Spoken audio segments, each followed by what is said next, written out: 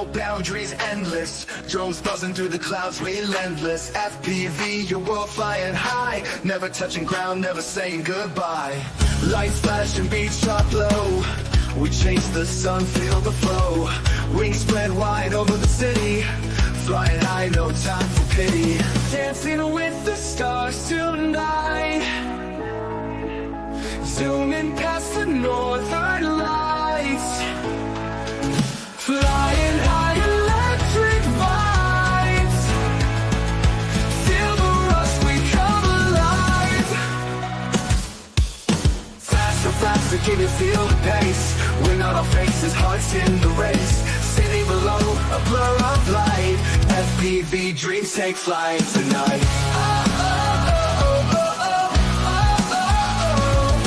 Faster, faster, can you feel the pace? Wind on our faces, hearts in the race. City below, a blur of light. FPV dreams take flight tonight. Dancing with the stars tonight, zooming past the northern lights. Flying high, electric vibes. Feel the rush, we come alive. Feel the power, engines roar. Up above, we crave for more. Skies a dance floor, beats are loud. Flying high, breaking from the crowd. Faster, faster, can you feel the pace? Wind on our faces, hearts in the race. City below, a blur of light. FPV dreams take flight tonight.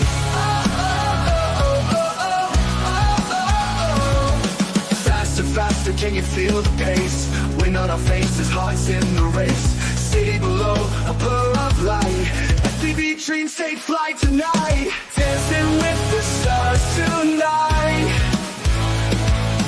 zooming past the northern lights. Flying high, electric vibes. Feel the rush, we come alive. Feel the power, engines roar. Up above, we crave for more. Skies a dance floor, beats are loud. Flying high, breaking from the crowd.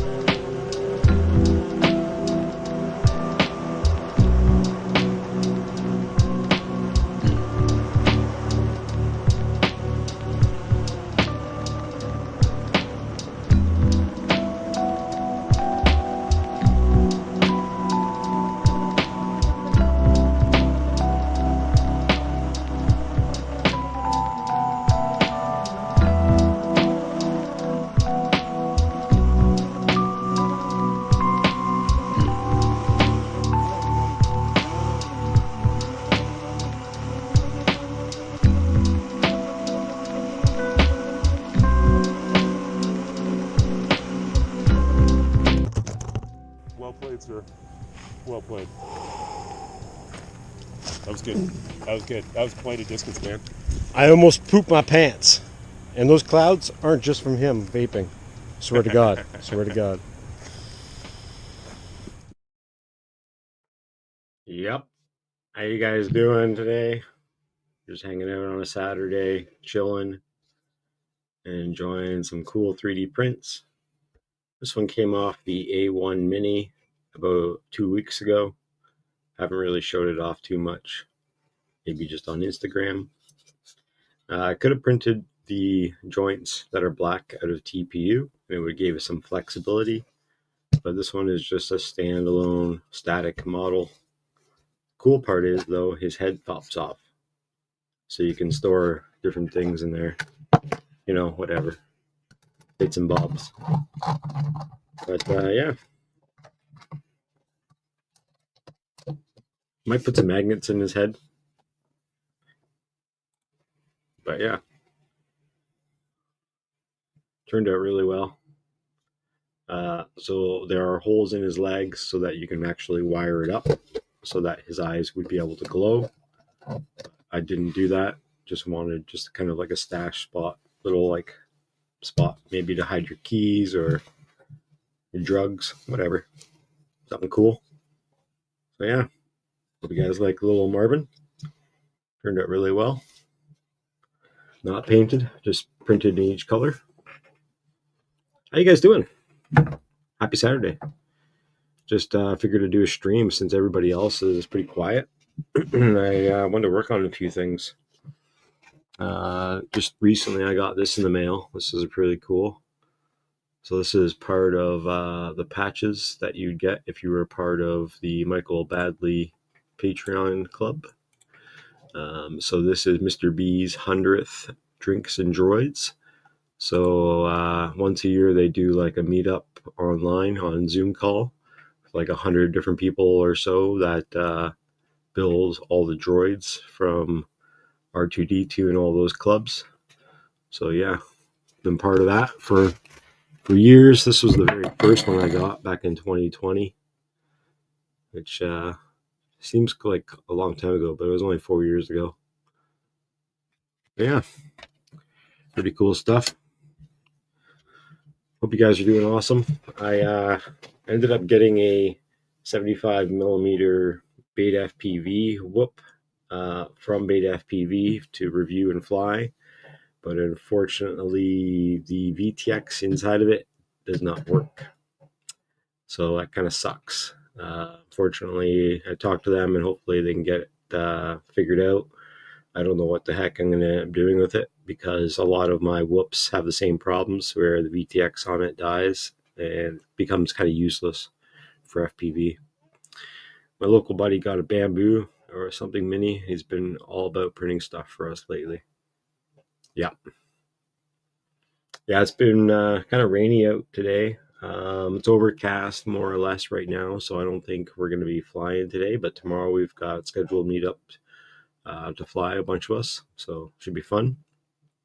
What's up, Captain Calgary? 3D printed some cases. I'm sure everybody's got, if you're into whoops, you might have already printed these little square cases for your drones. This is basically the lid, obviously, and then you got the holder for all of it. So this holds batteries and the drone and propellers and charger in this bigger slot. And yeah, basically this holds your 75 mil. This is my HD01 and my 65 mil down below, which is kind of nice. Holds a lot of space there. Not as bright in here as I thought it was. But yeah, all the little batteries kind of sitting here. It plugs up. Even if a screwdriver fits in there, standing up. It doesn't take up too much room. And then the battery checker and all my props fit in that spot because my charger that I use is a little bit different size than the one that's printed. And then extra batteries here that are discharged go on that little spot. Pretty dope. Turned out pretty good. The sizing was a little bit off, so what I ended up doing was printing some small strips and gluing them to the inside here. You can see there's a little bit more of a strip in there. That just gives it a little bit tighter of a connection when you put it together, so that the lid doesn't pop off. Well, so it's kind of nice. And I believe the light blue is glow in the dark, so it'll actually kind of glow around that. So that's pretty dope. That's one.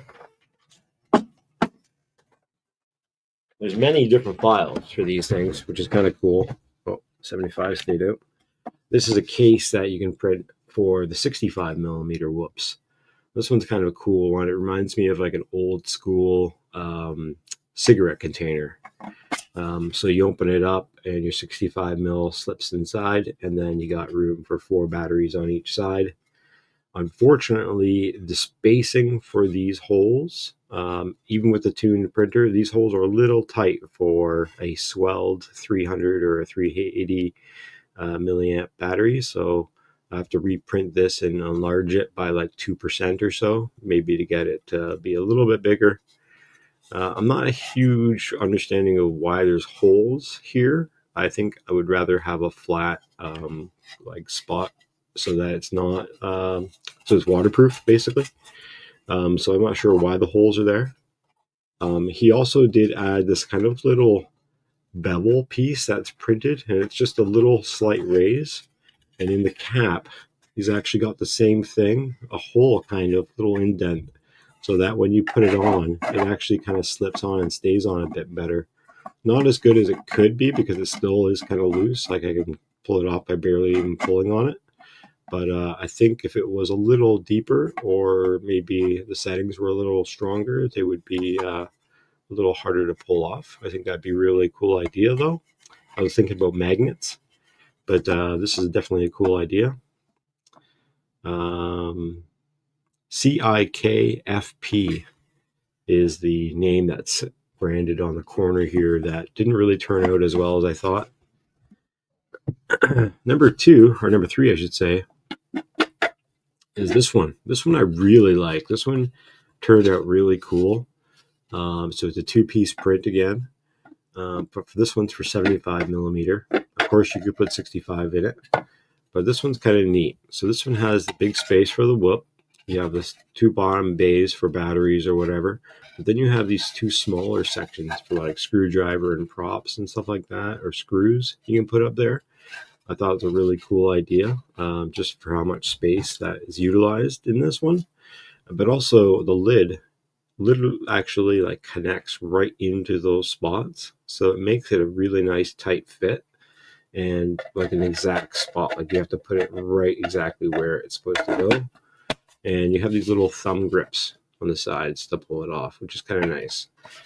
Again, it doesn't really fit as tight as it could. I think maybe if it had that little raised section in the lid to like give it that little like pop into it, I think this would be a really cool idea.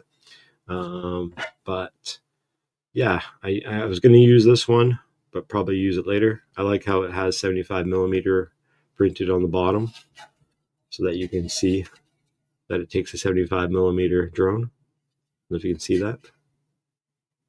Pretty cool. Just little simple details, I think, that are really added to these prints people are designing that are coming out really neat. So yeah, I suggest this one a lot, just because it does hold everything, except for your charger. Your battery checker that I use, I just put on top of the drone so it fits in there. But, you know, it's pretty cool print. I like it. Again, these are printed in glow in the dark. So when the lights go out, obviously these shine at night, which is kind of nice for when you're flying whoops. Maybe you're outside downtown or something like we're going to be doing. So yeah, these ones kind of cool. They take up just as much space in your bag as you would want them to be, and not too much extra space. So it's kind of neat. But currently not using them right now. So it is what it is. Yeah, it's like a coffee cup. Right now I'm printing a helmet for Magneto. magneto helmet on the A1 Mini. And if the camera scrolls to the right later, it's going to show that I'm printing one of the lag parts for Chopper. And once I get over there, I'll show off more of the prints for Chopper, because I've been doing some Bondo work and some priming to some of the stuff.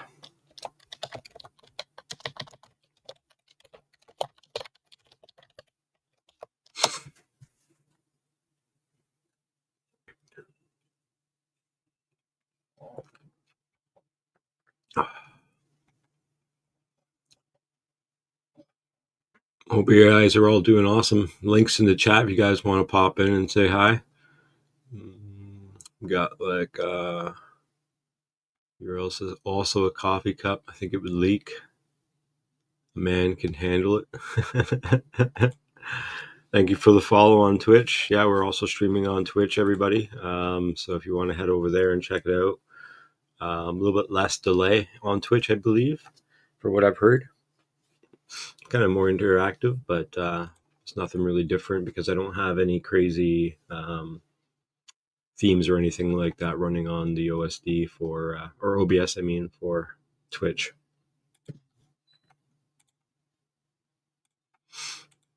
But yeah, feel free to pop in. I'm just going to run over to the other computer real quick. So just give me a minute.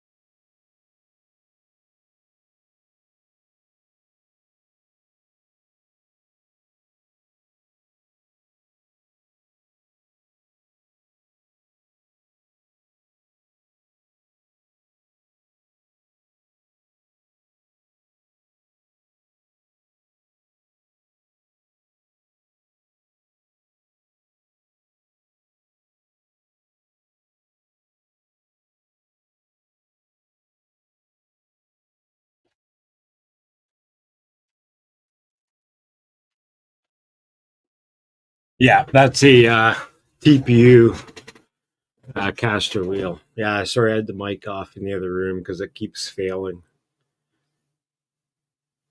So yeah, that basically is all the 3D prints for Chopper that you just seen there. Yeah, it's a good, long time build. I've lost track of how many rolls of filament I've gone through, but I have saved most of my rolls just for a count. But I've also been 3D printing stuff like transformers and all kinds of different things. Definitely not for an RC plane. No, that's for Chopper, for the droid, Star Wars droid. That's way too big for a RC plane. See if I can pull up a picture of the droid for you.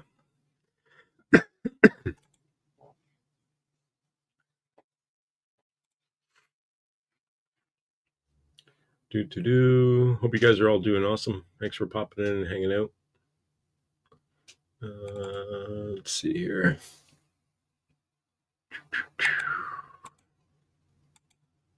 Where would it be?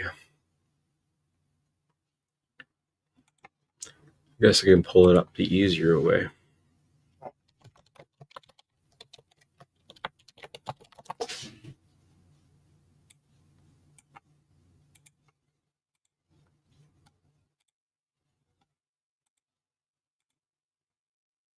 Yeah, R2D2. Exactly. This is Chopper.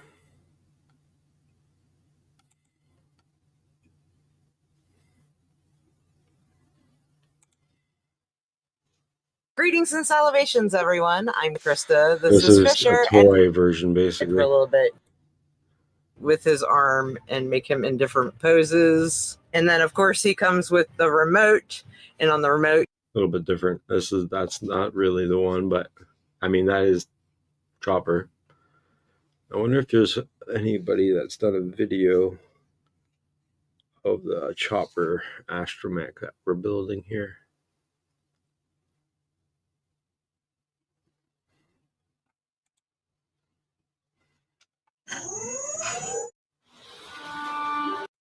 He's got really neat little dome arms, It's which got are good very looking similar wood. to the Ralph McQuarrie Pretty drawings. cool. Just getting all the details right is the most challenging part.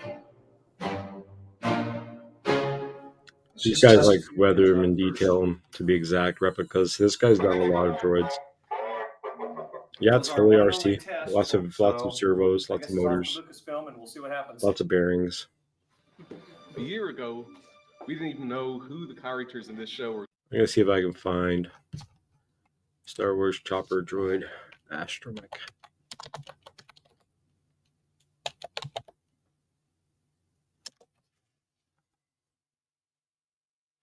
There's got to be someone who's done one. I know I've seen a video before. I just don't have it saved.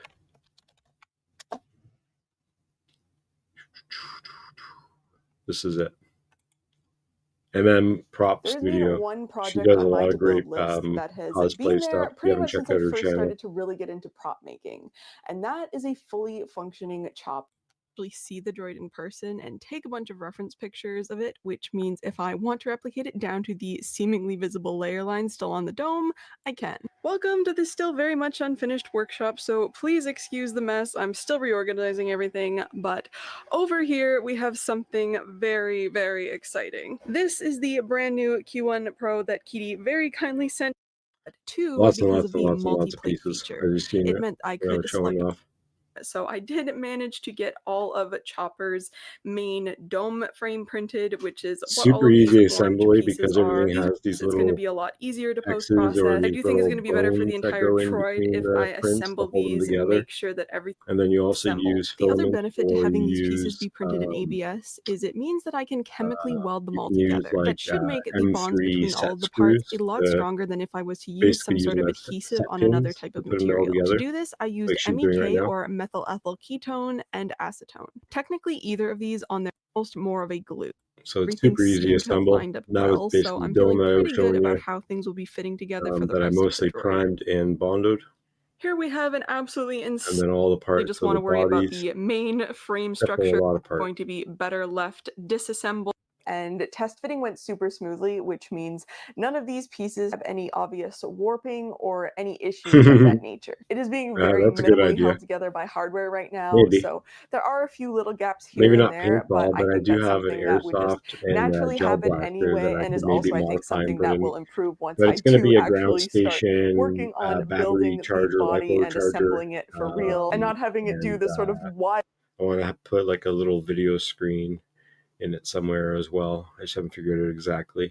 I'm going to get it build all functioning circular and Jenga tower stuff, and then I'll situation add that all the it's mods that doing I right want now. to But it overall, afterwards. it seems like everything is fitting together really well. Clearly have most of the main structure, although this is not even all of the pieces that I did print in the last few weeks. I still have all of the foot and like smaller leg pieces, but So yeah, I've still by the got the time bigger that I pieces of actually the got foot the shells to skirt do. built and I got underneath the assembled. body, I realized that I was going to Most run of out it of hasn't desk been yet. height. Still So working these legs on are just some both of the sitting here majority on of the the bigger side, and it just pieces. so happens that But yeah, they almost it's line up almost to where they all should actually be printed. attached to the body. I But it got is maybe still really about cool to be 12 able to or see all of 14 these more pieces prints. together, since they haven't looked particularly exciting coming off of the printer, but all together it really does make this entire droid. That being said, all of the pieces that I've printed so far possibly only make up about 60% of the total pieces that are going into this droid, between different servo arms and then all of the little details and greebly bits that have to go on not only the body, but of course the feet and everything. And I mean, he doesn't even have eyes yet. Yeah, ton of printing to still do, all of the prep work to still do for these pieces, but this is a very exciting start to see. A massive thank you again to Kitty for sending over the Q1 Pro and for helping me start this dream droid project. Obviously, there's still a ton of work to do to bring Chopper to life, and it's Now you want a definitely going to be flamethrower? something that I bring you all along for. But that is everything. So thank you so much for watching, and Chopper and Awesome. I will see. Yeah, so that's what I've been working on in there. So it's a long build. That's gonna take quite a bit longer. Just electronics alone is quite a lot. So, but yeah, if you guys want to pop in, the link is pinned at the top of the chat. Feel free to come on in and hang out. I'm gonna start working on a couple things here. I've got a drone that I've got to work on for Chris FPV in the Discord. He dropped off a little 3-inch build that takes DJI. So I'm going to assemble that later on today. I might do that actually fairly soon. But I do have to figure out screws and the build and everything like that. He didn't show up with all the parts that it needed for the build. So yeah, you have to take that apart, put it together a bunch of times, and get that set up for him later on today. But I also might go fly later on. We'll see how the weather turns out. It is very overcast and crappy outside, but it is what it is. Let's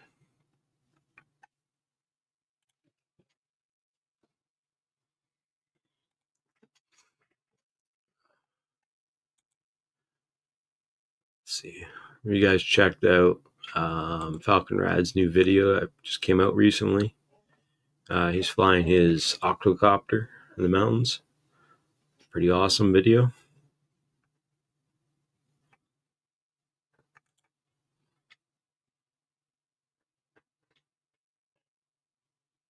King Cleek right now is doing a live stream of cleaning his room. And we got Rimsler also doing a build drones while question and answer. Everybody seems to be getting their Black Friday sales and all their stuff all settled.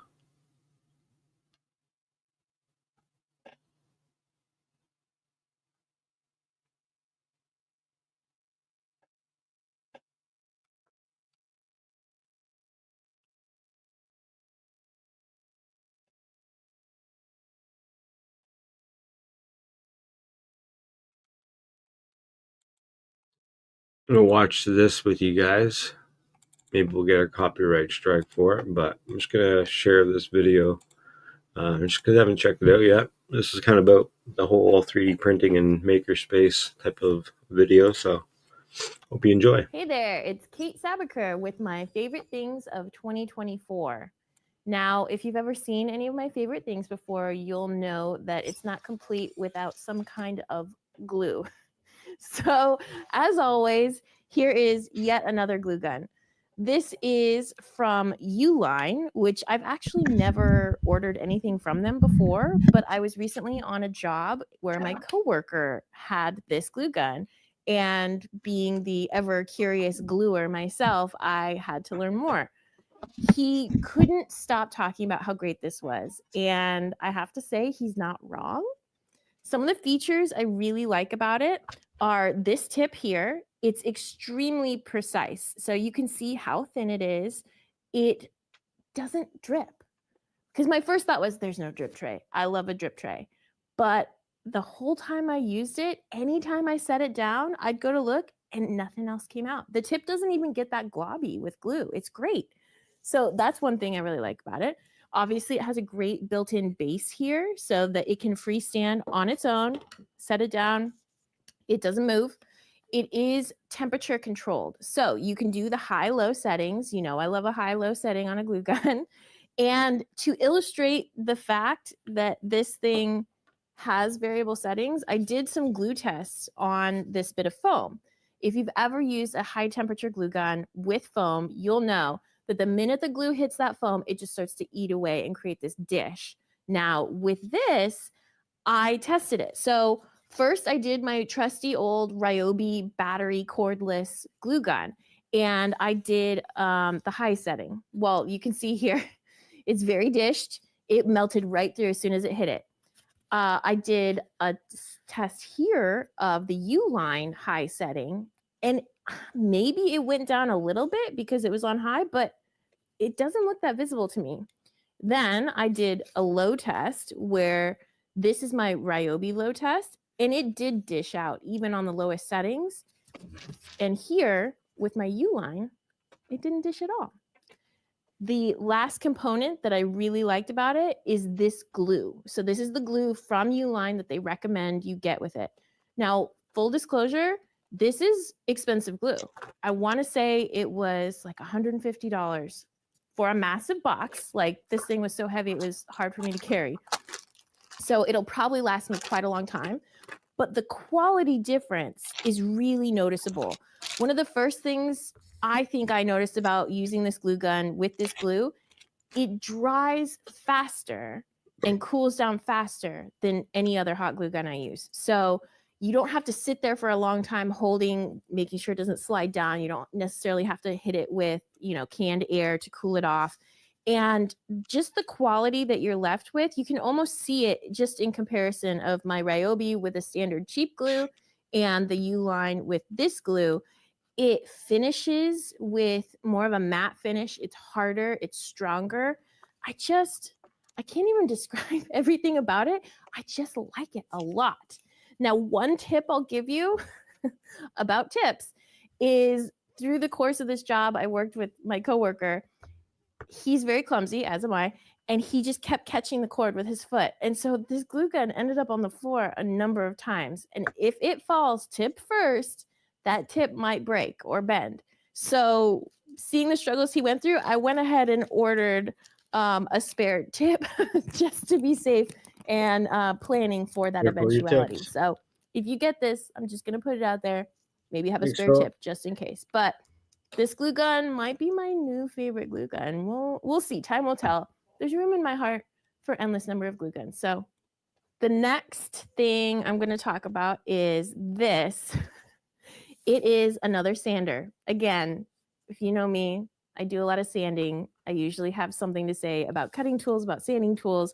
This is kind of a really fun specialty tool. I have a friend, Mark Dubois, hey Mark, who was using this. I also work with him, and he was like, you got to check this out. It's so great. It really changes your workflow. So it is an ultrasonic kind of sanding tool. I want to equate it to almost like a little mini Dremel, but it doesn't fully spin. It just sort of shakes It's an oscillating tool. And I find it works really well for things like 3D prints. I have to sand so many 3D prints in my line of work, and I kind of hate it. So anything that can help with that process, I'm a big fan of. So this tool comes with a number of sanding paper that sticks to it. It almost looks, you know what it reminds me of? It reminds me of an electric toothbrush. That's probably the best example I can give you. So you pull the cap off, so. And that is also another note. This thing might turn on and off very easily. So here we go. We have a number of different heads that you can pop on. You stick the sanding paper to the front of it, pop it on, and then you can activate it and use it to your heart's content. I love that they come in so many different shapes. Like this one specifically is pretty cool. It's a right angle shape. So if you have a corner that you're trying to work in, you can get right in there with that. They have a number of rounded ones, which, oh my gosh, like I love me a spindle sander. So being able to have a rounded sanding tool is extremely nice. They have different sizes of flat plates, and they even have like a little sort of trowel triangular shape for getting into the hard to reach areas. One tip I will say, I recommend that as you apply your adhesive backed sanding paper, do it without it attached to there, because you saw how easy it is to turn this thing on. So attach your sanding paper first, then you can pop it on here, get it the direction you want. I like to turn it away from me, and then you turn it on. So it has 3 settings. Obviously, there's the lowest, medium, high. You can see there's a different color light for each setting that you do, and then you can turn it right back off. I have really enjoyed using this. It's a great, helpful tool, especially like I use a lot of diamond files for doing this precision work. Anything that saves me having to exert that pressure and force is really helpful. So yeah, I use this a lot, especially on 3D prints, but anything really delicate and fine that you don't want to sit there forever doing, it really speeds up the process. Something else that is handy, I will show you what some of these sanding paper bits look like.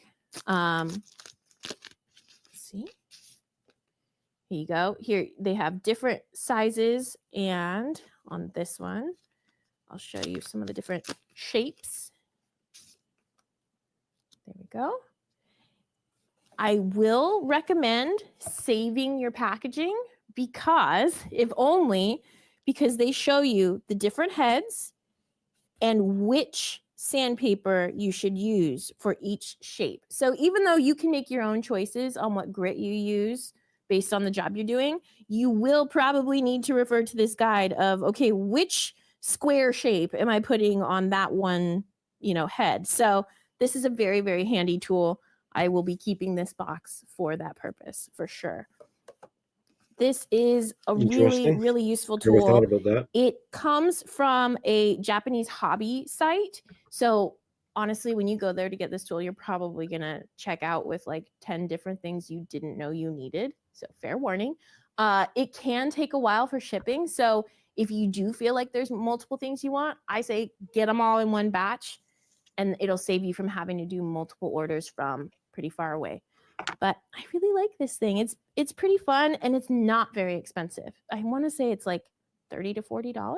So for the amount of What'd you sanding guys get for your Black Friday really sales? like that one. Anything cool? Now, staying within our theme of sanding, because that's what I do, I have here these sponge sander attachments for a drill. I recently did a really big project with my creative partner, Mel Ho. And we converted an old horsey ride, a coin op horsey ride, to look incredible and amazing for open sauce. And in that process, we got this old coin operated horsey ride that had chipping paint, and we wanted to give it a beautiful makeover. When it came time to sand that, it was a bit of a complicated shape, right? A horse is an organic shape with lots of curves. So using something like, an orbital sander with a flat surface wasn't giving us even results, and it wasn't letting us get into a lot of nooks and crannies. So when I found that something like this existed, I was very excited. I ended up ordering multiple sets of them because we had a whole crew of people working on it. One of the ways it works Hey, is, what's up, brother? so you see here, this is the back attachment that can pop right into your I've drill. got a Samsung watch. It has a sponge layer P1S and hook and loop fastener layer on top. Dryer. Nice. What double Then dryer? here are the accessories for it. It comes with many number of grit sandpaper. Now, anytime that I order any kind of specialty sanding equipment, like say this, mini oscillating sander or this, I never know if I'm going to be able to find replacement sandpaper, at my local hardware store or anything like that. So I order lots of extra just to be safe because I go through this stuff fast. So you have many different grits of sandpaper. It tells you the number on the back. It works like most electric sanders where it's got the soft side here, the pokey side here. Put that down. You're good to go. Now, this came in 2 sizes, which was actually quite helpful depending on, what detail I was sanding. But what's interesting is that it's the same size sandpaper, whether you use the big one or the little one. And at first it was like, okay, well, I'm going to have to trim all of this down to fit this smaller size so that it didn't have all this like hangover flange.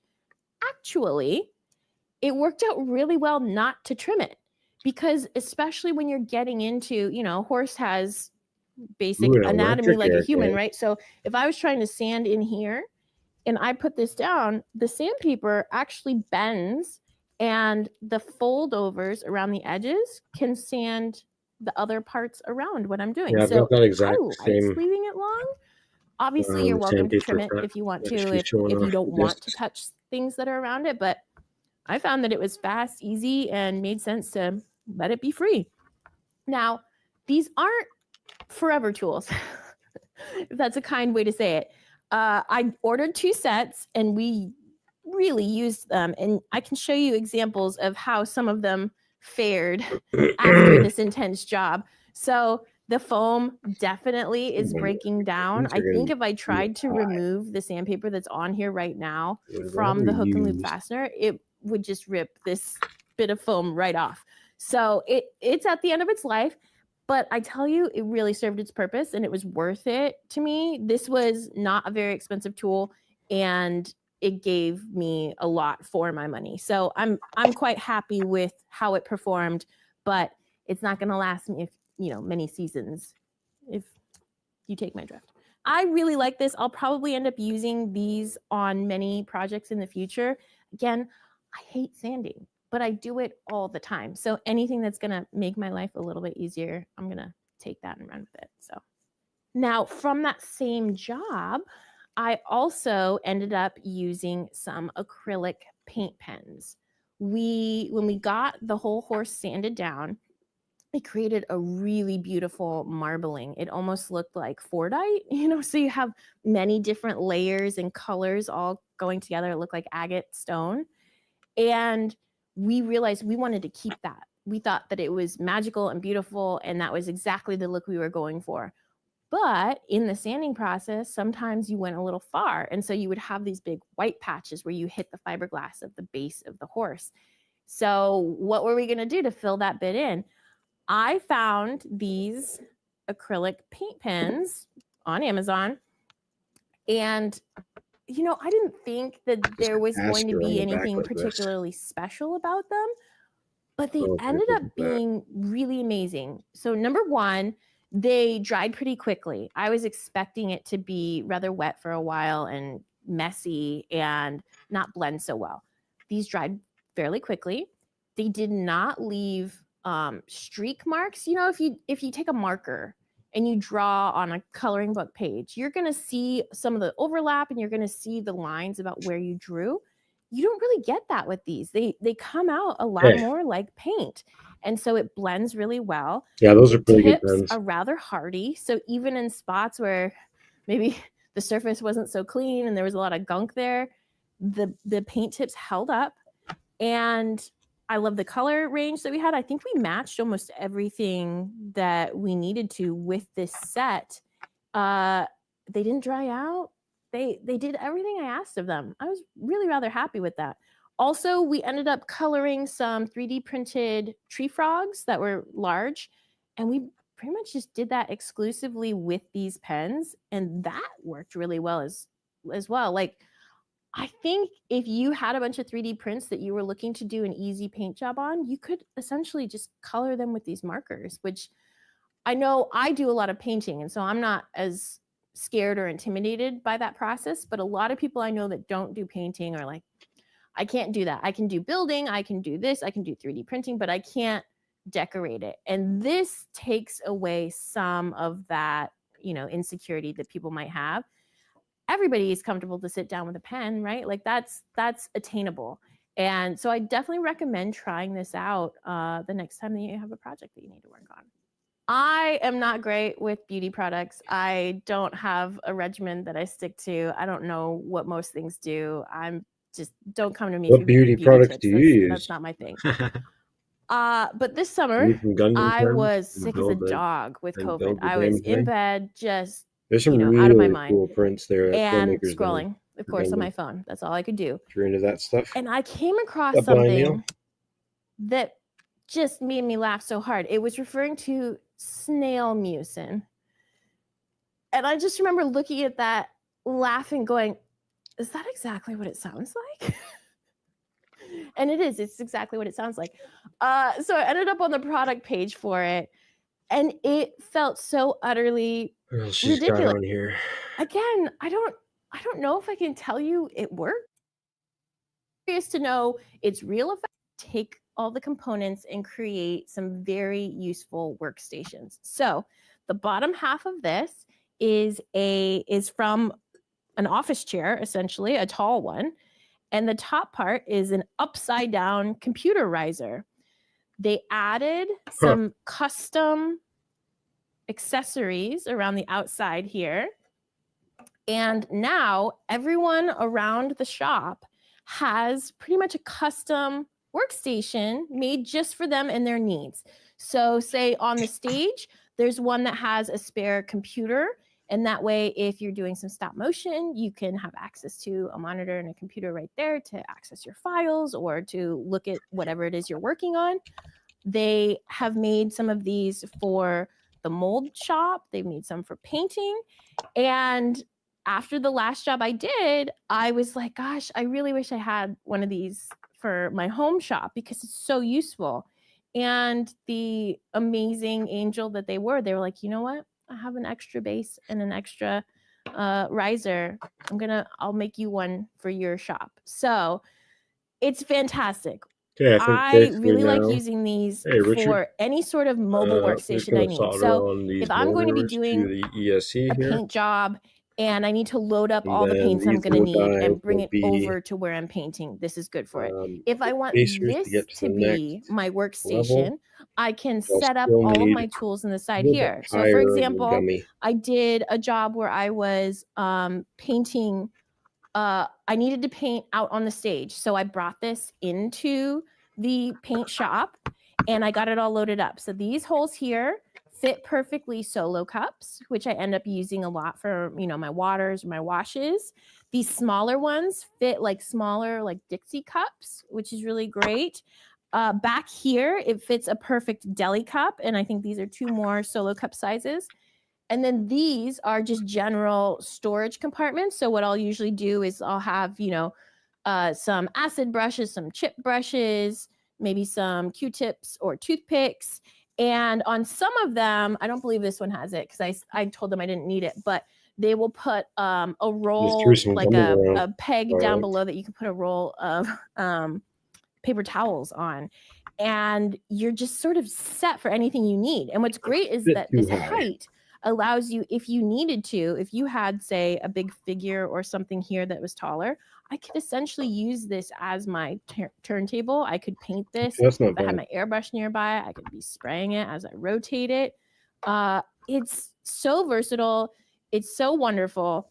I could use this for electronics if I needed to. I could set it up, having my glue gun on this. I could pretty much do anything I needed to. And I just love that it's actually quite compact. Well, that raises it up way too high. And it's so mobile. So if I'm not using it, I can tuck it away in the corner and it really doesn't take up too much space. Like, it actually feels like it takes up less space than a chair, which I don't know if that makes sense, but it feels that way to me. I think because it's not as deep as a chair. But size for I it. really love it. I love that it was made for me with care and intention. Like, it feels that much sweeter that they made this for me. And I think that this is going to be one of those pieces that I just have probably forever, and I'm always going to think fondly of it, and I'm going to use it, which is the best thing you can do with a present or something that was given to you or made for you, is like, use it. And that's the best things you can give. So Pretty cool. this means a lot. So yeah, she's been making all kinds of cool stuff over in the makerspace over there. Tested.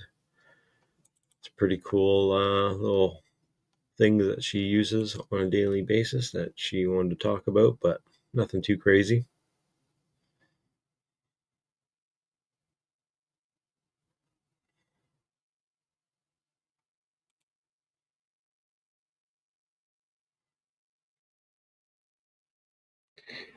All right. Amino acid, if you want to pop into the panel, come on in, man. Gridfinity for the win. I've thought about the Gridfinity. Not really into more stuff on the desk. I like wall mounted stuff.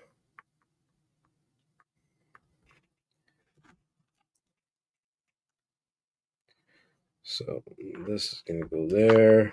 And this has already got gummies on it as well, which makes it even higher up. We don't use the gummies. Save a bit of height by going like that.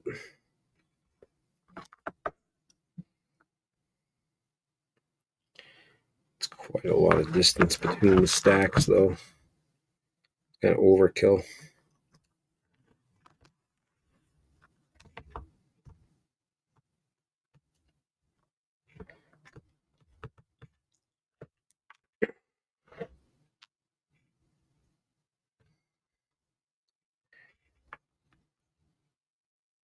Yeah, figuring out the height on this thing is going to be the hardest part. I think the screws is going to be the most idealistic part of the whole thing here.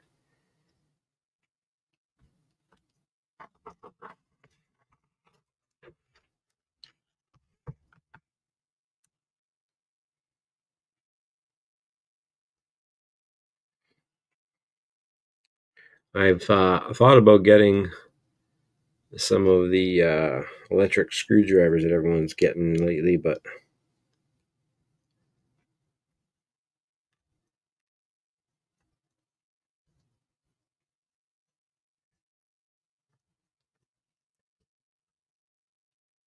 okay, whatever screw size this is, I need like another millimeter short.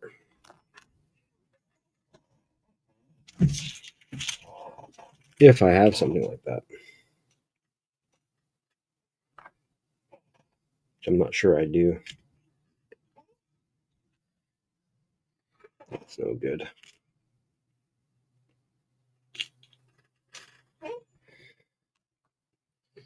This might be the game. That might be it.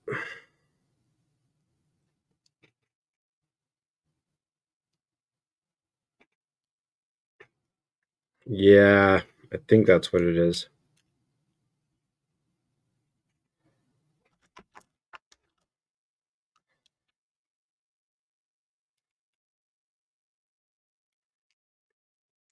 Weather's not looking any nicer out than it was this morning. Oh, right, that's a screw.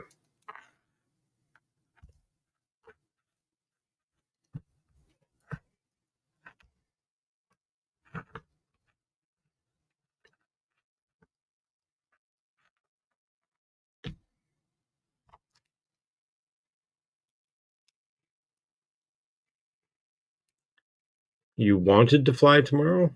You better fly tomorrow. Oh, play games any day. So I never understood with people that love playing games. Take advantage of the nice day outside. Your fourth became a dad yesterday. Wow.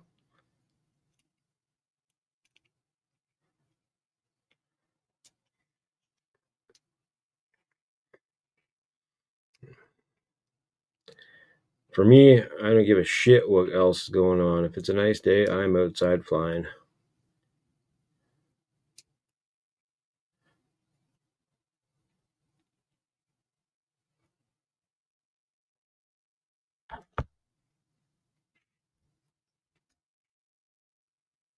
Okay, I think that's going to be perfect. Although I'm still going down to the same hole here. Is this actually... I think I need to actually go the longer screw.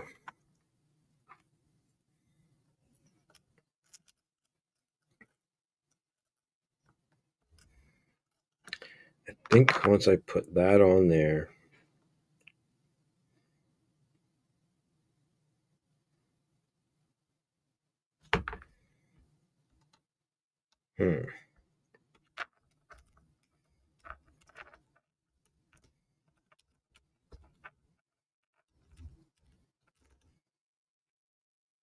yeah, I think that's going to be perfect.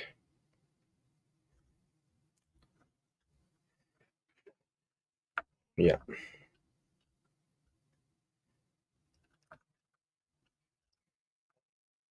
Okay, I think I figured it out. So that one is the right size. Hopefully I have enough of those ones to do that.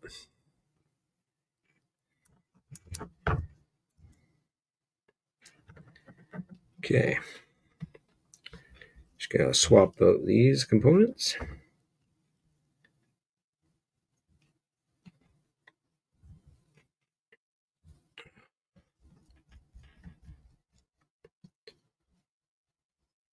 Yeah, I'm just building this one for Chris in the Discord. He's a local pilot here. He's not huge on the whole soldering part of things, so he asked me to build it for him. Which I don't mind. I like doing that. Plus, he was paying me.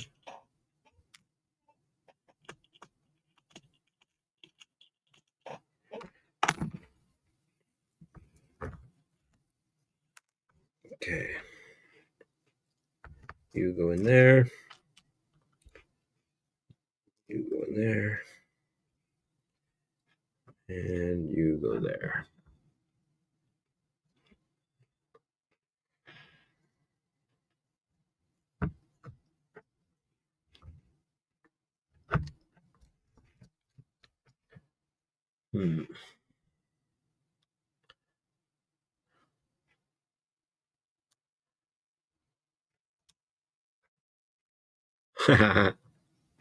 Yep. Lucky that's all you got.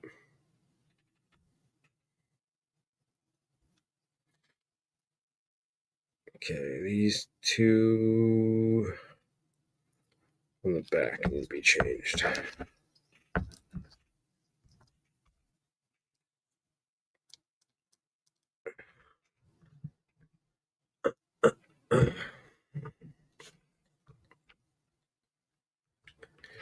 Yeah, once I get this build put together, I'm going to start working on some Bondo work and some sanding on that chopper build.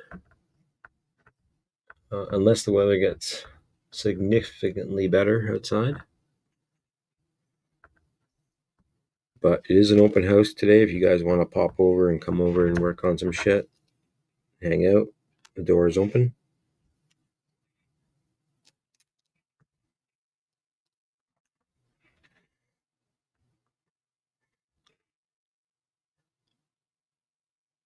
So yeah, come on over, hang out, amino acid. Love to have you over. Always a good time. I'm going to see if Pocket Hawk or anybody else is around today.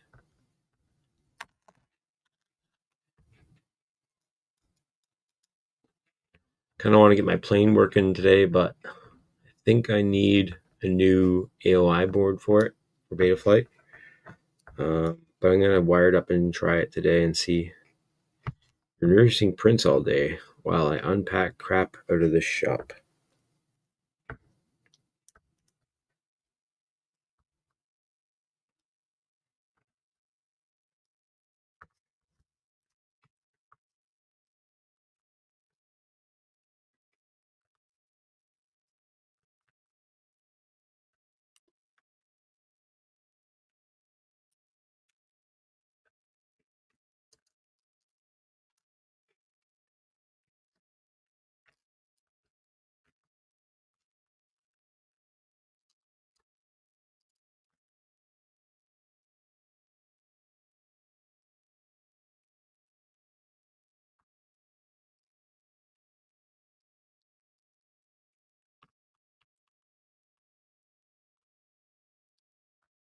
Yeah, I just took out a lot of boxes and packaging from Amazon prints and stuff out. I also took empties back, made almost $45 or so, just in empties. Found some Raspberry Pis. If you want to donate one to the chopper build. Okay, let's see here. This board.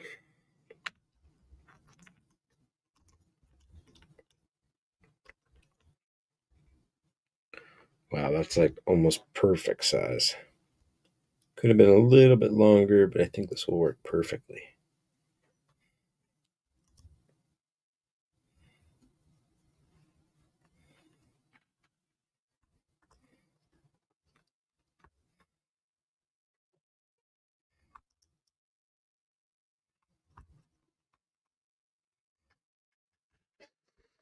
Okay. Put those there. Put those there. Put these there. I thought I had a fourth one of those sitting around. Probably dropped it. Okay. Soldering time. We got one wire. It's way too short.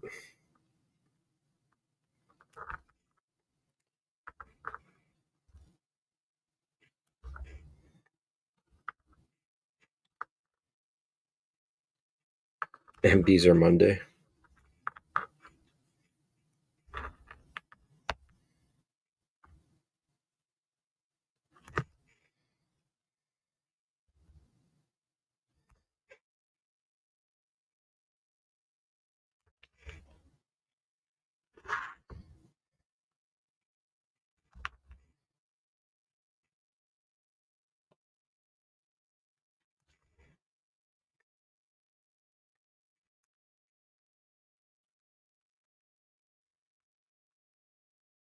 All right, Amino. Have a good night. Good day.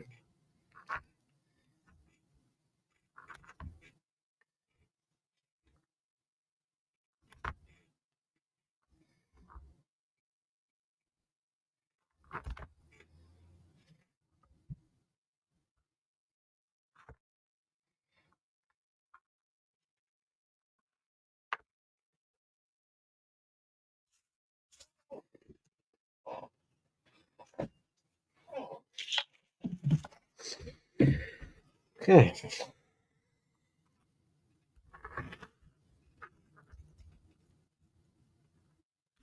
That's going to work out great. That goes on there. Ba-doom, ba-doom, ka-dink.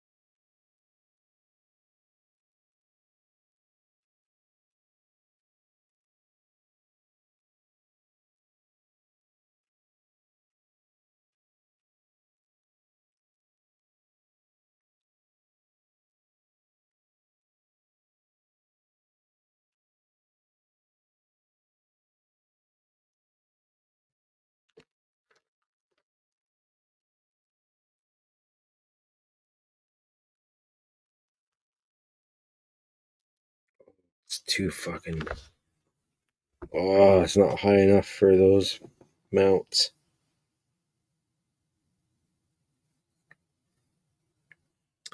Shoot. The stack is a little bit too short for the screws. They don't pop up on top of the gummies. But I am double gumming it, which I don't need to. Shoot.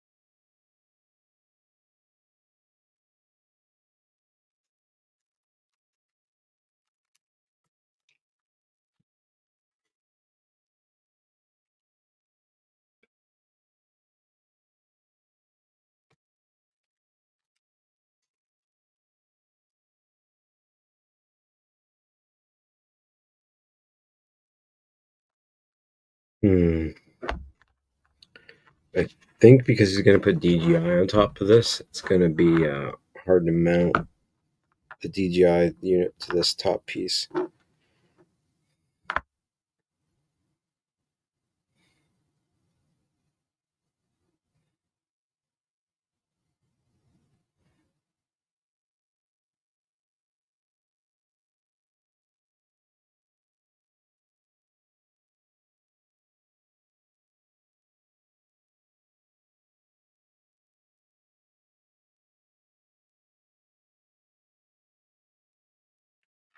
I think what he needs is long screws to go all the way through the entire build, all the way through it. Because otherwise, you can't really mount this stack in there with DJI.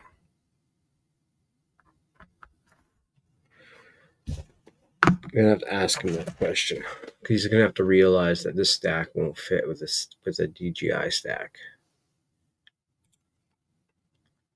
Let me message him real quick.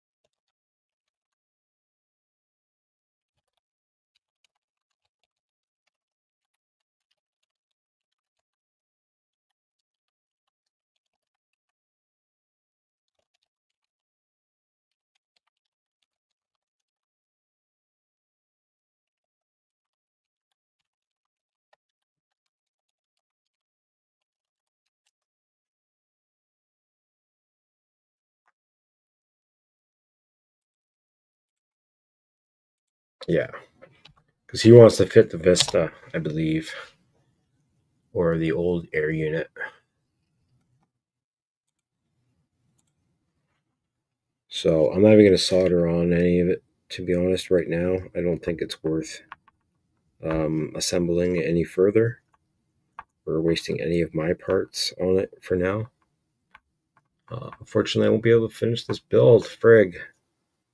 Because, yeah, I know that he wants to put DJI Air unit in it, which isn't going to help his case.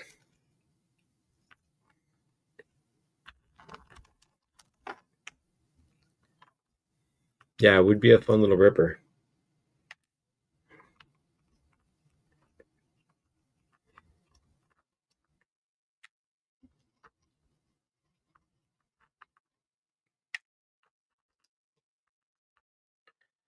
Oh, and this would be set up as pusher configuration too. Fuck. I have to flip the board or flip everything else. What an annoyance that would be.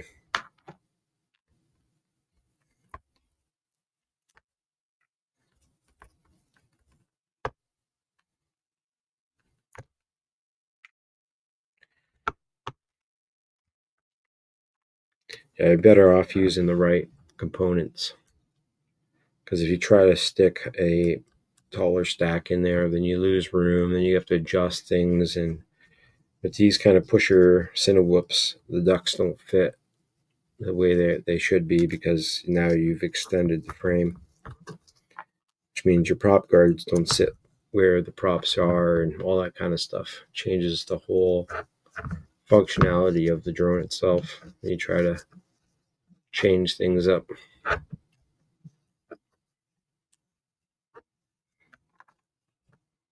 That's why sometimes you're better off getting a bind and fly and then replacing the parts that are in it so you know what it can take. The size of motors, stuff like that.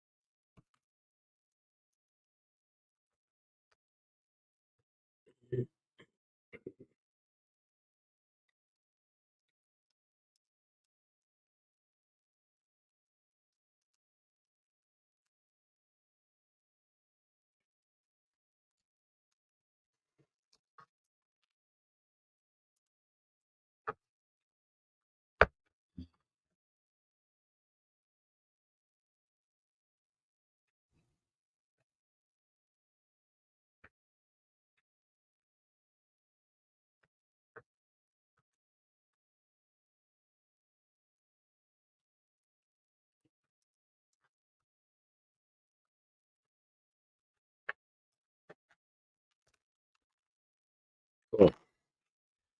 Okay, I was waiting to hear back from him about this drone to do the final assembly and everything for it, but we'll have to figure out what he wants to do with the components. And maybe he'll just use the AOI board that he has that he was going to use for a different build for this, maybe. Until then, I'll have to just wait and find out what the next step's going to be.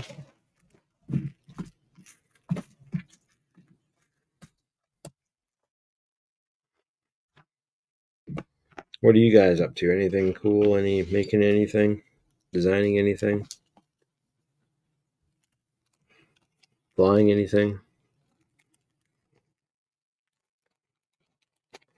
Oh, I have a lot of projects at once. A lot.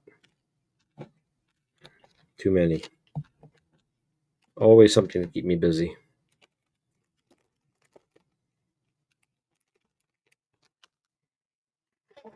I've got an Ender 3 that I got to rebuild. I've got a drone to fix of my own, which I don't really give two craps about right now. Well, mostly because I don't have the parts for it.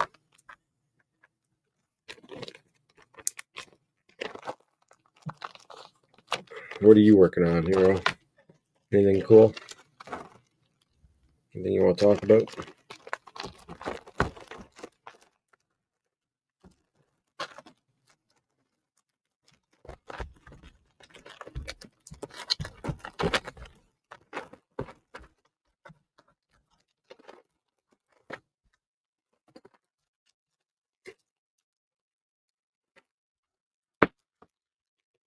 Ooh, Fun for Volt is modding a space heater. Modding it to fly. You're gonna make it a ripper. You're gonna put a 4-inch on it.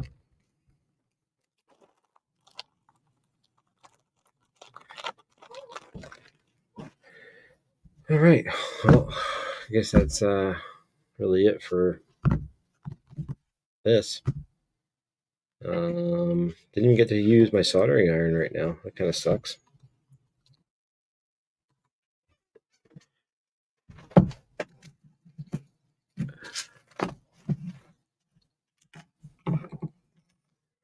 Constantly working on something though.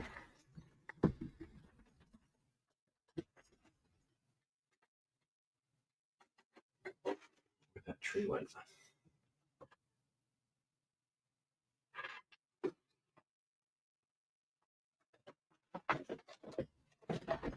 3D printed this the other day. This is kind of a cool little holder thing. You basically can open it up and close it. Be an iris. Pretty neat. Kind of failed right here on this one line, but this is what it is. That's 3D printing for you. A little bit of a fail. Turns out pretty cool. This one's just a plastic. And it kind of failed on the bottom, so it has a little bit of a shake to it. Not as sturdy as some of the other ones I've done, but pretty cool. Little stash box. This one turned out really neat. So this one is the same thing, except for this is a glow-in-the-dark filament and has a bottom that's green. But yeah, same idea, just glow-in-the-dark. So, nice little stash boxes. These are print and plate iris boxes. Pretty cool design. This one turned out perfectly, except this one side lifted off the bed. Kind of ruined the edge of it. Again, good old 3D printing. Yep, in the dark or whatever. Hey, King Cleek. How you doing, buddy? So yeah, printing these. This one didn't turn out as good, but the print colors are really cool just because it changes color from purple to the kind of like a bronze or whatever.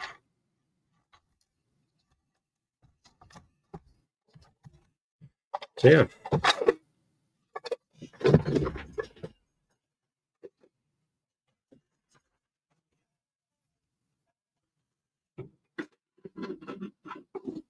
But also constantly working on paint jobs and trying to get a lot of painting done.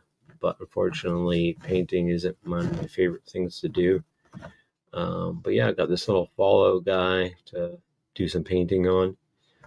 I got an airbrush kit the other week, so I might get that actually plugged in maybe tonight or tomorrow and start doing some airbrushing. Yeah. Everything's okay. Everything's okay. So yeah, lots of prints. This was something for the 4x4 guys. This is something that someone designed and I kind of redesigned. This is what's called a whittle ladder for the 4x4 guys. They just put these magnetically with these little magnets on the bottoms and stick these to their 4x4 vehicles. Make it look like they're super cool. I don't know why, but yeah, they like these little things. The whittle ladder. You can print them, easy print. And yeah, I put magnets in the bottom and people can stick it to the side of their vehicles and look like they have a ladder on the side of their 4x4 vehicle. I don't know. Some people like it. Kind of cool idea.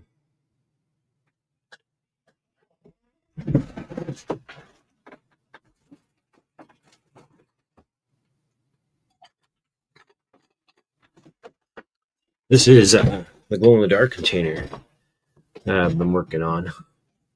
These are kind of like doobie holders, pen holders, whatever you want to put them into, candy holders. But pretty cool, print in place, easy, screw. And yeah, just really neat little texture on it. And you can kind of see through the top of it a bit, like the honeycomb pattern.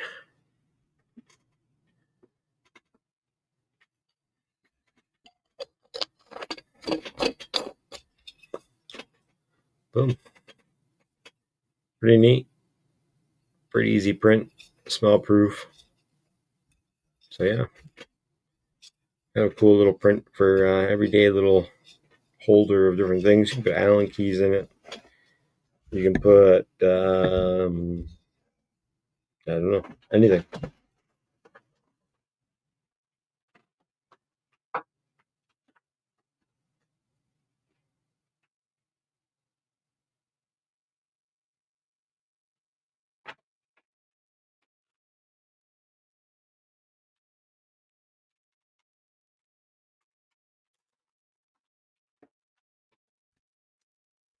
This one's almost done. This is the project we were working on a couple weeks ago at my house with some guys, and we printed all the parts and did all the connections for these little builds. So if you checked out Lemon's channel, he designed and printed all this kind of stuff for it. So let's take off the rubber band. That seems to fit perfectly for it.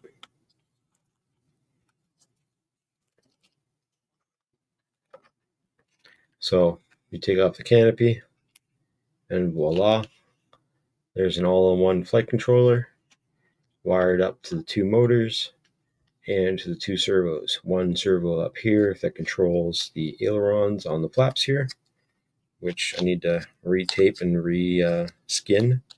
And then there's one servo right on the back here for the tail rudder. And that will give you your lift. And these ones will give you your steering, because this servo is the only thing connected to these two. So basically, if one goes up, the other one goes down.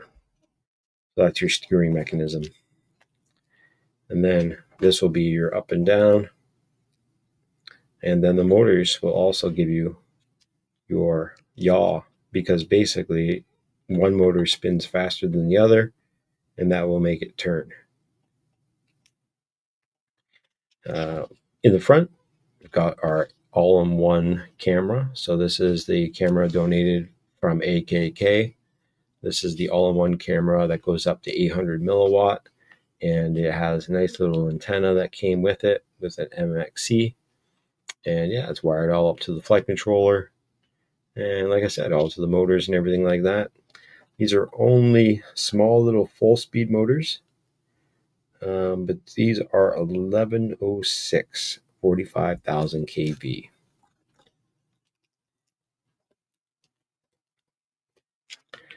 I think this is going to turn out pretty awesome. I'm going to check to see if everything is good to go, but I've got my plug in the bottom here for the 3S battery to sit in there. So I haven't even plugged it in yet. I haven't tested the range on it. Also, I don't have an I don't have a protocol on here yet for connection to the radio. So ELRS or Crossfire or something. I don't have anything soldered onto this board yet for that. But I did want to check out to make sure everything was working, because I'm not sure, but I'm pretty sure that maybe one of these pads on this AOI board is burnt out, or it could be the OSD only, which is not a big deal because this camera has built-in OSD. So unfortunately, it's not going to give me the GPS capabilities, but also this flight controller AOI board doesn't have a UART for a GPS anyway. So if I was going to utilize a newer flight controller, that's what I would do in the future. Also, I realized I gotta glue that. Put like a little stick in there as well, just to give it a little bit more rigidity. But yeah, I think this thing is going to be pretty dope. Maybe we'll get this flying tomorrow. We'll have to see. We will have to see. We go grab my battery for it. Be right back.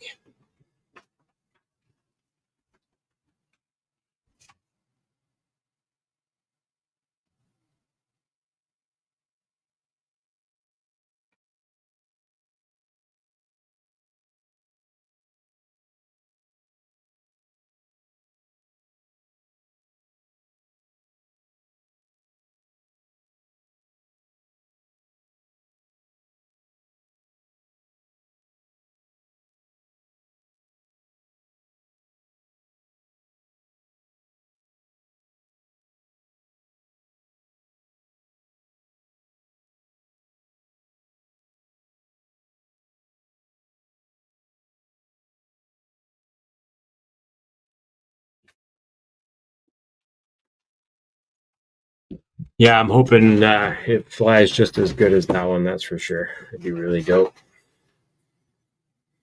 Oh, I need a battery for it.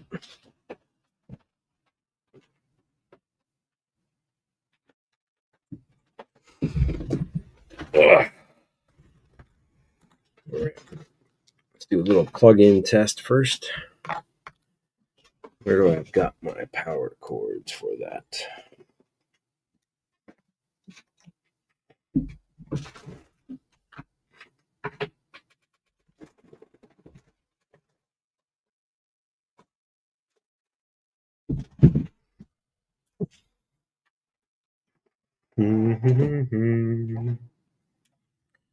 Let's blow up some parts together.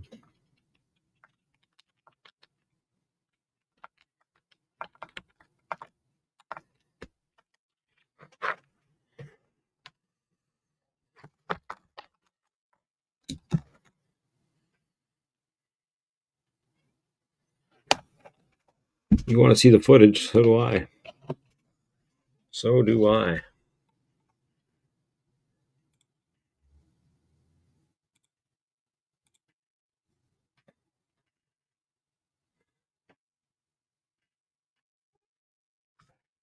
All right.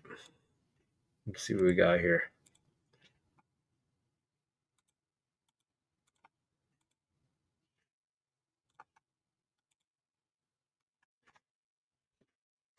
All right.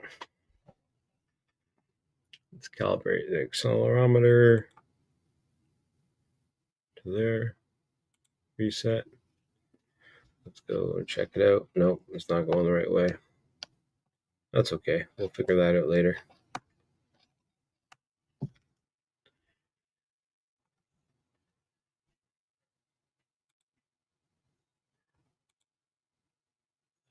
Configuration. Motors. So motors. 1 and 2, 3 and 4, 5 and 6. But I think he uses wing.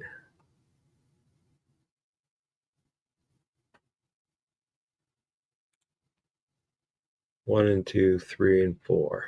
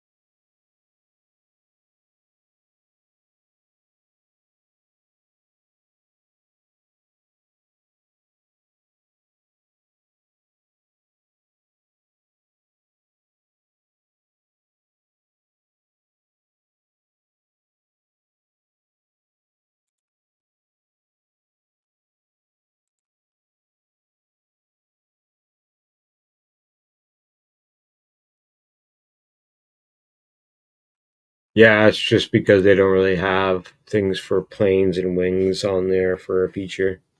Kind of stupid, right? But yeah, they just don't have a wing picture. I think iNav does the same thing though. It's kind of weird. Configuration, I need to change the direction.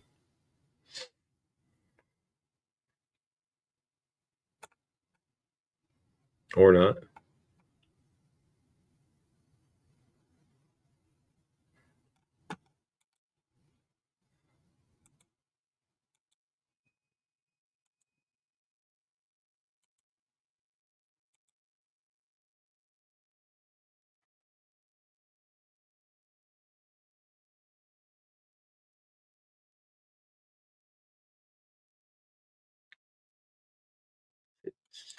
should be 0 degrees. Should be default.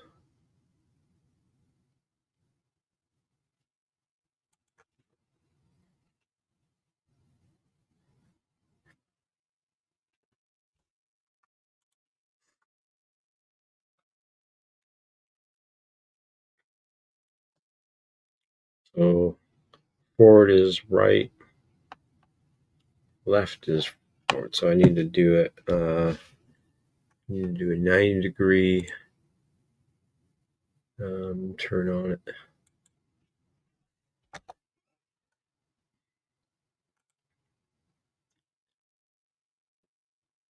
You're working on your first kiss quad? Nice. Nope. Negative 90.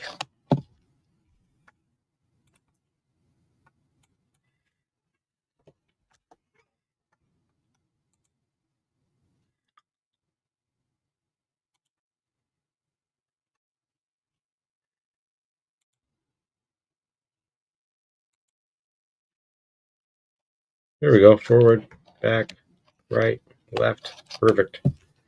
Okay. That works. Servos. Servos. Servos. Channel 3 and channel 4.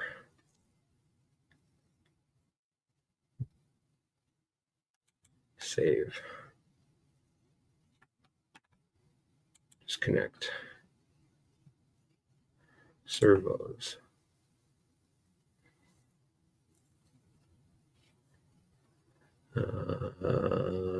Ports. No, not ports. Modes. Disconnect that. And that should be good. Save. Servos. Okay.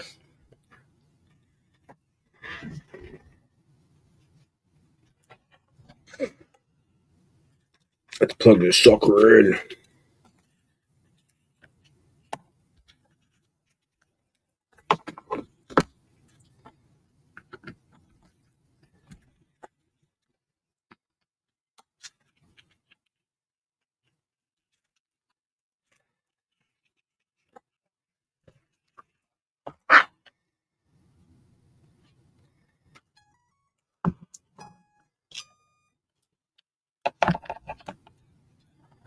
Okay. Got 4 and 5 moving around. I wonder why that is.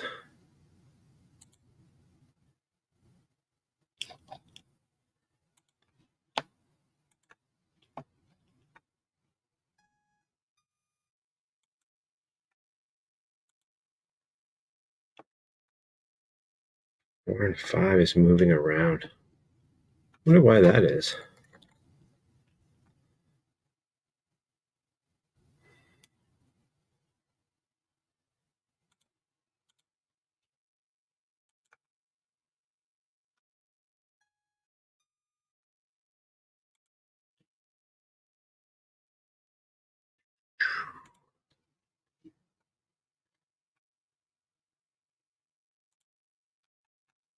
Huh.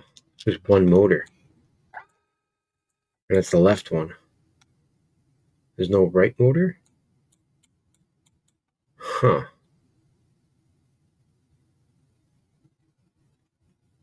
I wonder how come I can't get the second motor?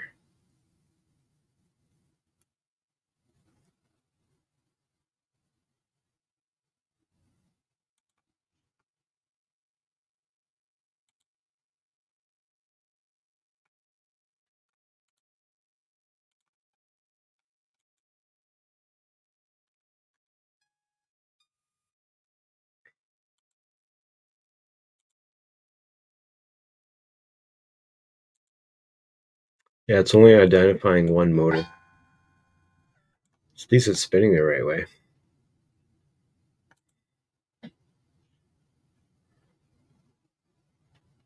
Huh.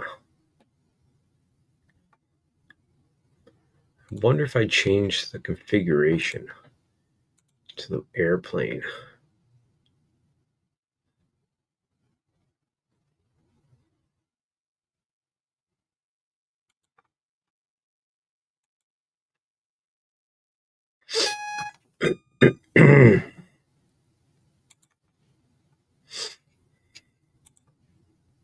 No, still only get one motor.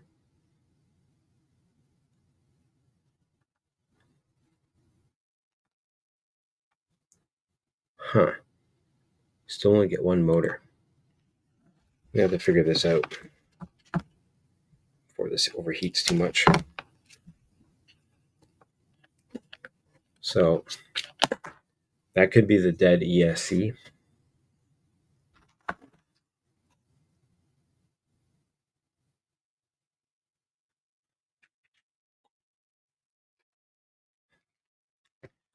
Yep, there is a, you can do custom plane. I'm wondering if this ESC is toast.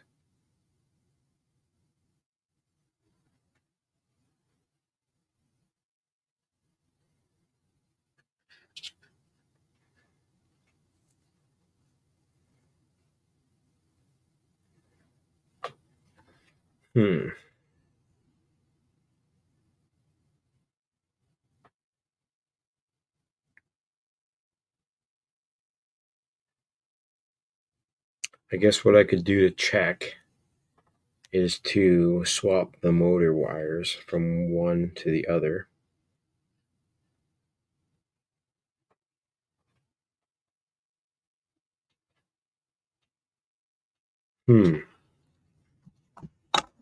I may have to replace the entire AOI board, to be honest, to actually get it to work properly. But not 100% sure. How to check a ESC pad if it is dead or not. Anybody in the chat remember how to do that?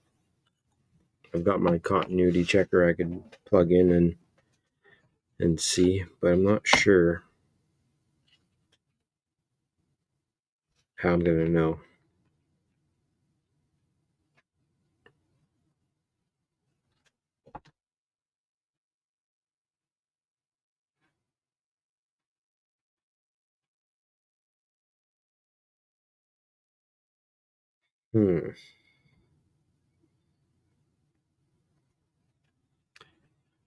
Hmm.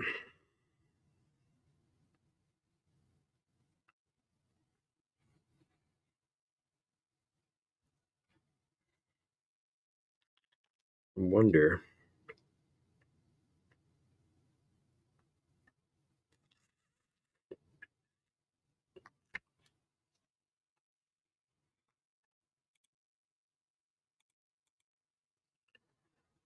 Let's see here.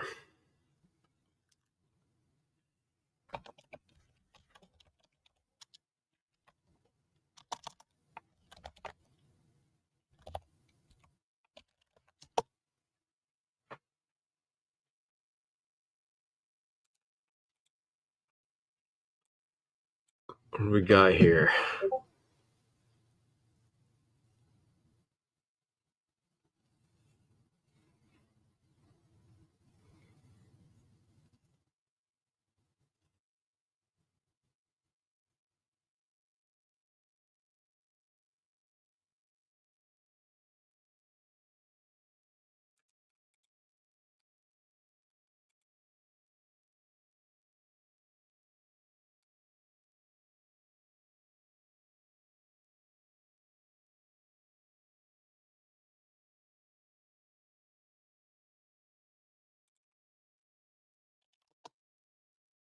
Okay, so he's going to come by tomorrow with that part.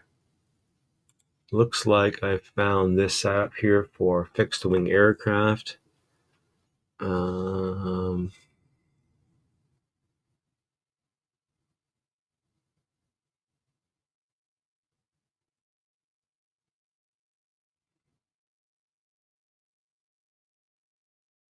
They're using custom airplane.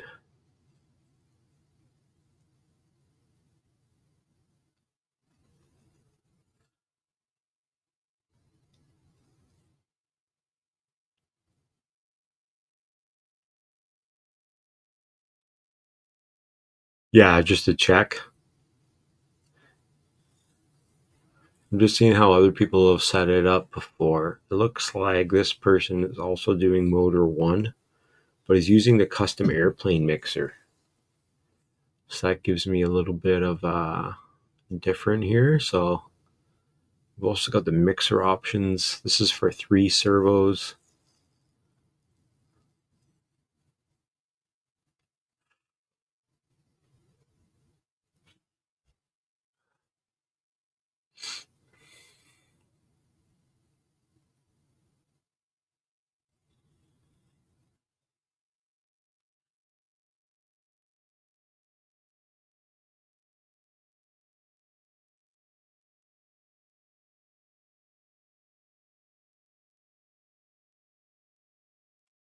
Yep. You just have to map them. You just have to map the motors to what you want them to be. Hey, H&R drone.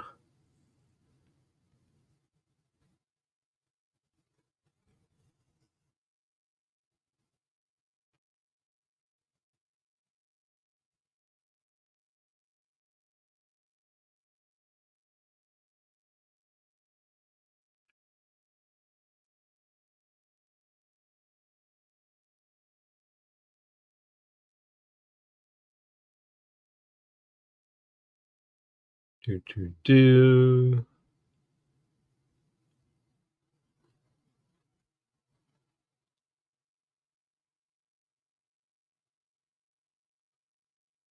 Yes, sir.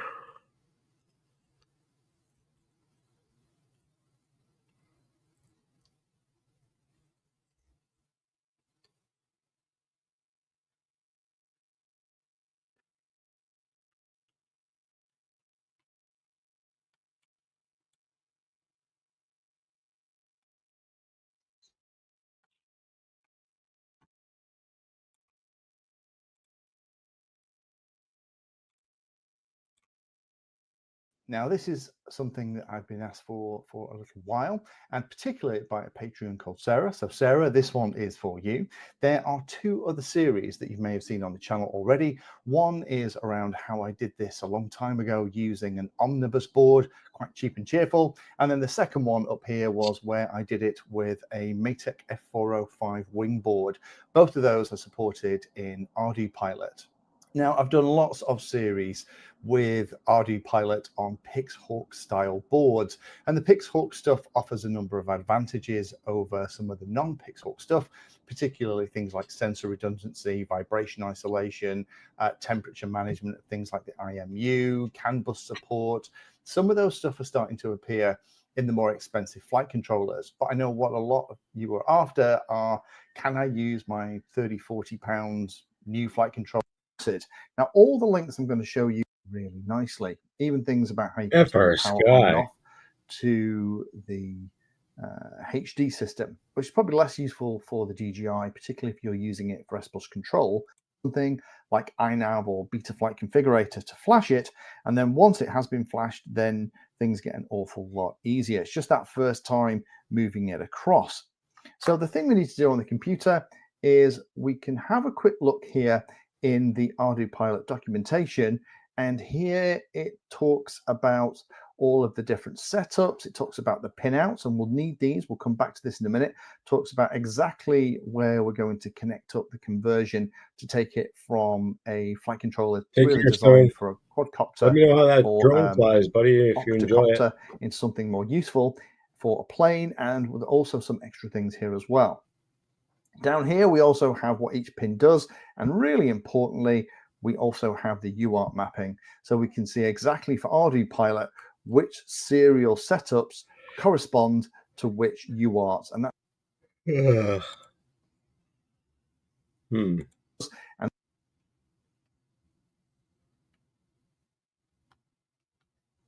really importantly, we also have the UART mapping, so we can see exactly for RD Pilot which serial setups correspond.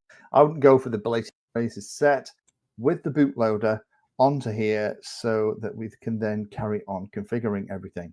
Again, this is fantastic news. We've now figured out if it's a wing, maybe the throttle, aileron, elevator, rudder, if it's something like a plane. So these are the connections that we're going to need. However, we also need then to have it powered. Now I'm going to use a trick that I have used in lots of other videos. Now the way it works, if we get a receiver here, this is an old FR Sky X8R, you have all the different channels on here.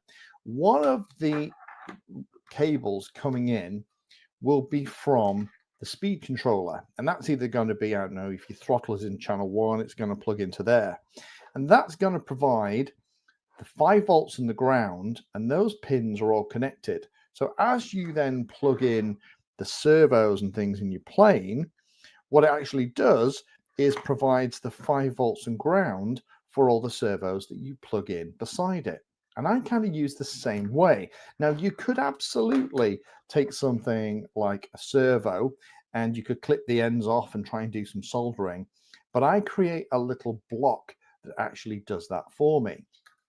So what I've done is I've made up this little piece here. And what I've done is this is one of those kind of little kind of servo block connectors. These are the kind that normally would be installed on a flight controller that you plugged everything into. And what I've done is I have soldered all of the bottom pins together. Hopefully you can see that. Here's a closer image of it. I've also soldered all of the middle pins together. So now that bottom row is going to be the ground pin.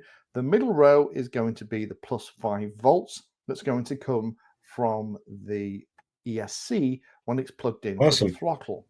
Oh, it's and too then bad the for the top, weather. It's been about the ones same that are here. separate pins, But that these can actually be connected fall to the period. different motor Hope you get lots of outputs. flights out of it. So the wiring diagram is going to look a little bit Yeah, like it's still this. pretty wet outside. So what I need to do is I need to plug in this other cable into this other port here. And here is the battery. This second one here, if we look at the wiring diagram, is going to be R7. Then we have the ground. So we're going to have to connect the ground. That is a wire that we're going to need. That ground wire is going to connect to this bottom row of pins. So we're going to solder that onto there. Then we have a current pin that we're not going to use. And then there's motors or outputs 1, 2, 3, 4. And I'm going to solder them onto these 4 pins. And when that's done, it looks a little bit like this. Wow. What I've also done is 3D printed a rear back for this. However, you could just cover it in hot snot, in hot glue, or insulation tape, or some kind of heat shrink to make that all work.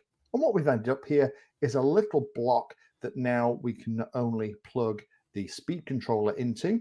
Wire doesn't have the middle red wire connected, as some of them don't these days. So there you have it. That's how I have done the conversion. The next steps would be pretty standard and kind of where you'd pick up the build in most of the Arduplane and other series that you've seen on the channel. The other thing that this is also useful for is if you're converting a board to use in something like a car, a rover, a boat, any of those kind of things, this can be handy for, because having that little adapter board means you can just plug the servos in. Obviously, the next step would be to attach the receiver, attach the GPS and compass, and then to start going through the standard setup, calibrate your compass, calibrate the accelerometer, calibrate the radio receiver, set up the modes, do all that stuff. And again, I've covered that in lots of other videos, but I'll probably do another video, again, links to this mini series down below that will kind of show you how that all works. So hopefully, Sarah and those others who have asked, that is how I would convert a quad board into something that could be used in a wing. It's a way to use ArduPilot in particular, using a much cheaper piece of flight controller technology than something like a Pixhawk or a wing board. Thank you for spending your time today watching that video. You can find me in all the usual places on social media, and if you're trying to learn about a subject, then check out the playlist. All of my videos are organized into easy to follow playlists that, if you're trying to learn a topic, will take you from the basics right the way through to some pretty advanced stuff.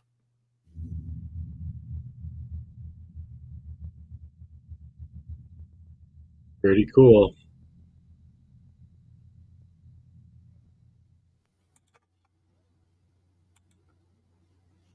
Okay, so where did I see the mixer settings?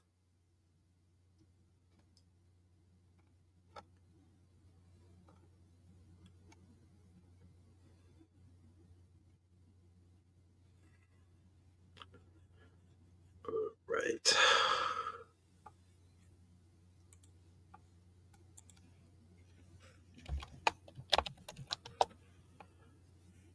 Resource motor 1, BO6, and BO7.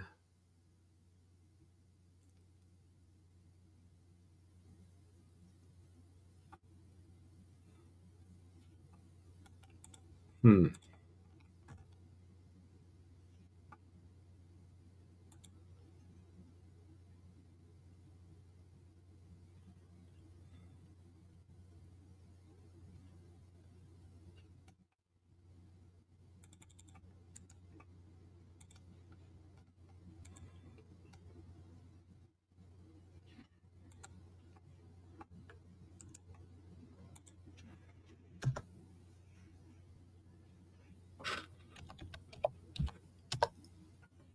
Let's see.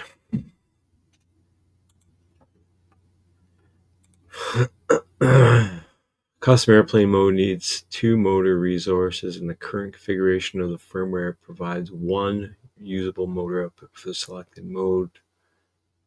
Okay, so I need to go into this, Control V,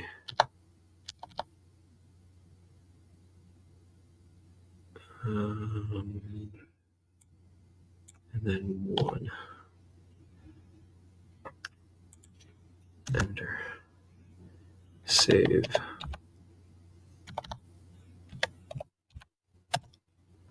Well, I'm not even showing you guys what I'm doing.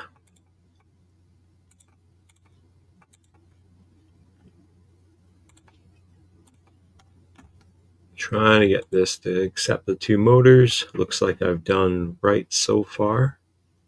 Okay, so that's good. Go back to this.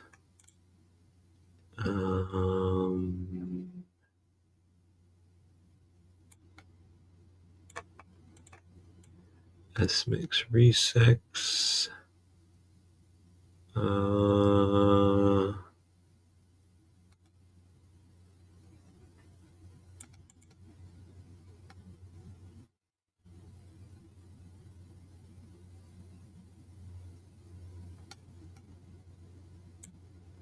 Let's try and just do these ones.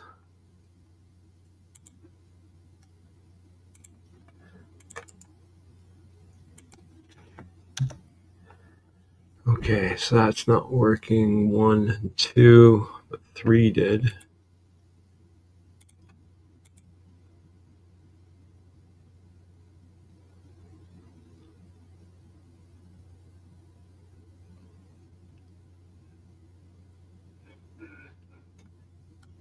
Okay. Take care, H&R. Have a good one.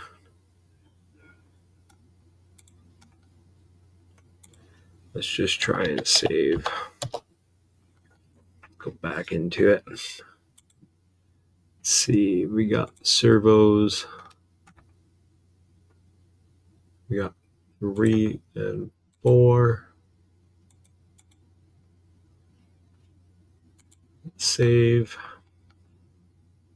Connect. Motors.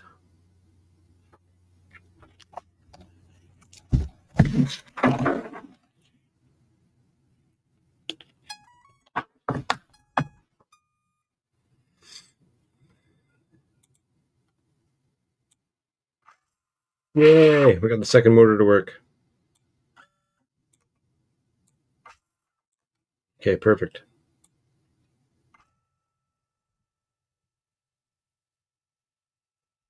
That's going the wrong way. Stop motors. Motor direction. Individually. So 2 is going backwards. There we go. Close. Okay, servos. Live mode. Well, I don't have live mode because I don't have an RC control set up.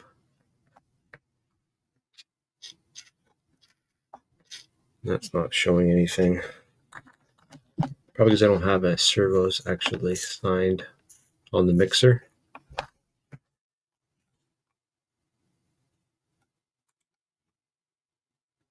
Okay. So somehow I need to get the mixer for the servos to work.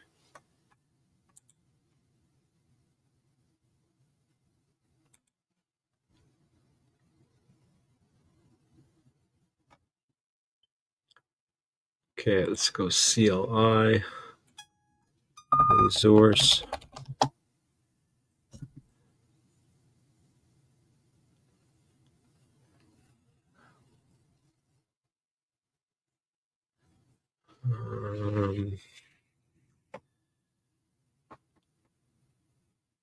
B03 and B04 are the motors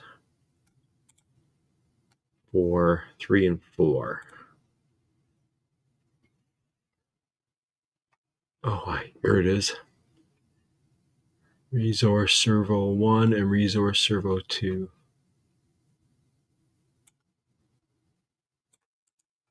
Copy. Boom. Copy, paste. So this one is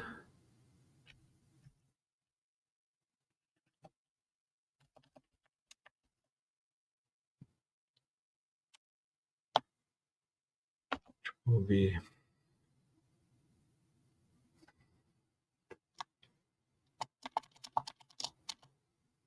resource servo 1 is B03.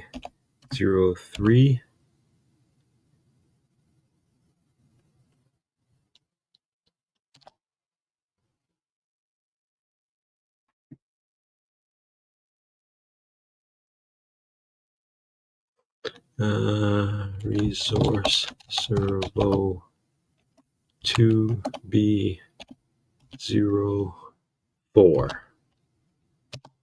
Save.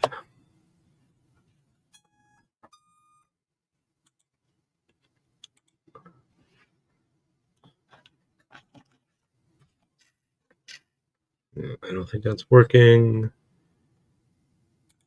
CLI. Let me try putting these lines back in. Copy. Paste. Save.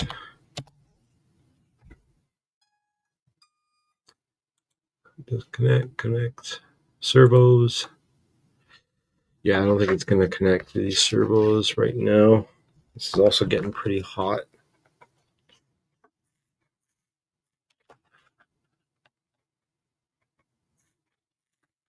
Yeah. Okay. Change direction in TX to match.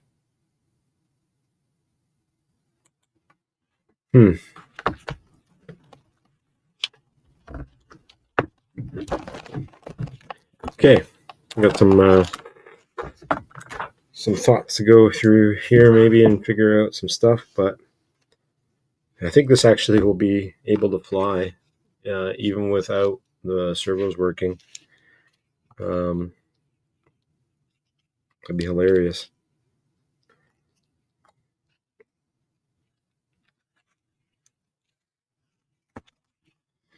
I need to get Crossfire attached to it so that I can give it a test with the controller. But first I'm going to glue this little bit of a seam here that's kind of ripped open.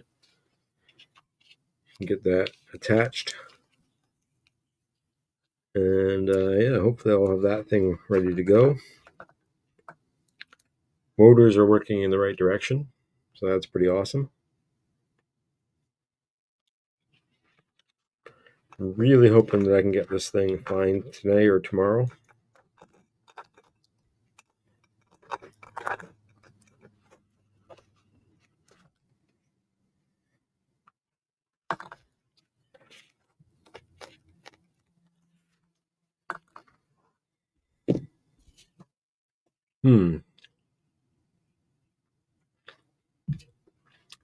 All right, well, I've pretty much gone over my 2-hour mark.